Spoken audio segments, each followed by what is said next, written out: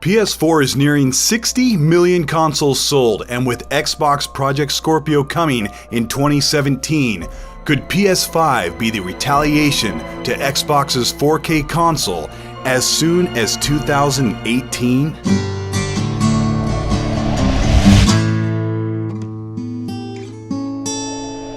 Marketing analysts Damien Thong and Michael Pachter have both independently predicted Sony to release the PS5 in 2018. Does 2018 seem too soon? Yeah, probably if you just bought a PS4 Pro in 2016. I'm going to give you a fair and educated prediction for PS5 based on current trends and marketing strategies employed by Sony's gaming division. PS4 released at the end of 2013, and Mark Cerny called the PS4 Pro a mid-generation refresh console. The Pro came with an overclocked chipset and a 50% boost in computing power. The Xbox One S wasn't Microsoft's mid-generation refresh, just like the PS4 Slim, both of which were released in the fall of 2016. They are, however, replacements for the launch Xbox One and PS4. PS4 Pro and Xbox Scorpio are the mid-generation refresh consoles.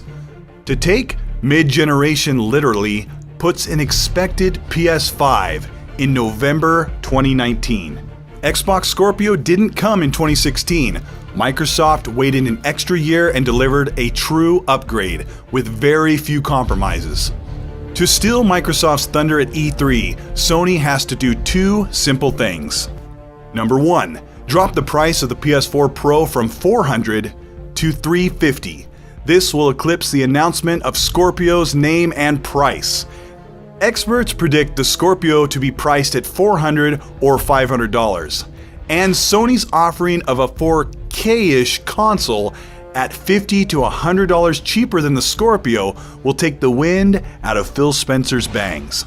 Number two, at the risk of insulting the millions that adopted the PS4 Pro, Sony will need to announce plans for the PS5 at E3 2017. Sony has a long history of announcing big things way ahead of release to generate buzz and momentum for consumers.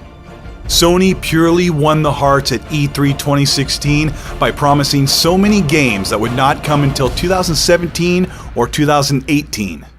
With games like Death Stranding and God of War teased long before a possible release window, it's not far-fetched to expect Sony to tease the PS5 at E3 2017.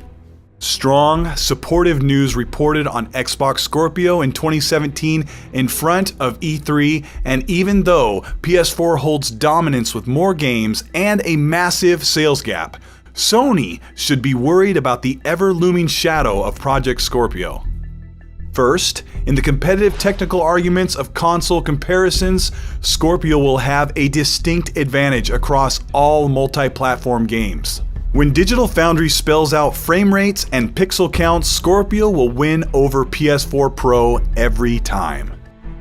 Consoles take time to develop, because they have to be very specific, efficient not only in power consumption and heat management, but carefully balanced for a cost ratio. Sony most likely began plans for PS5's development at the end of 2016. Phil Spencer disclosed that console development takes 3 years, as was the case with Xbox One and Project Scorpio. But Sony can easily squeeze that development time to 2 years and push out PS5 in 2018. This will continue the leapfrogging of consoles with Scorpio out this year and PS5 out in a year later. But if Sony waits until 2019, they can take advantage of cheaper components and a design that doesn't just match the Scorpio. So far, it's been shown that the Scorpio has the power and the workflow to achieve native 4K resolutions, even with some games running at an impressive 4K 60. For $400, the PS4 Pro certainly offers impressive 4K looking games, but at the cost of a minute improvement to the frame rate. By 2019, Sony should be able to design a console with the power to offer most games at native 4K, but more importantly, enough headroom for developers to offer higher frame rates and bigger visuals. The best part about PS5 is a generationless console timeline. There's no reason to expect PS5 to leave the 60 million PS4s behind. Now that PlayStation is based on x86 architecture, any game released on PS4 should be compatible with the PS5. And if Sony continues cross-support of controllers and accessories, Sony gamers can look at PS5 as an optional upgrade, just as Xbox Scorpio consumers will. Jeremy Lips of Tom's Guide argues that even with a year leap in favor of Xbox Scorpio, PS4 has 3 top titles that hold victory over Xbox, with Uncharted 4, Bloodborne, and Horizon Zero Dawn. Sony definitely offers more in the action-adventure department compared to Xbox's top 3, Forza Horizon 3, Forza 6, and Titanfall. There are some counterpoints to the PS5, the biggest being its potential release proximity to the PS4 Pro.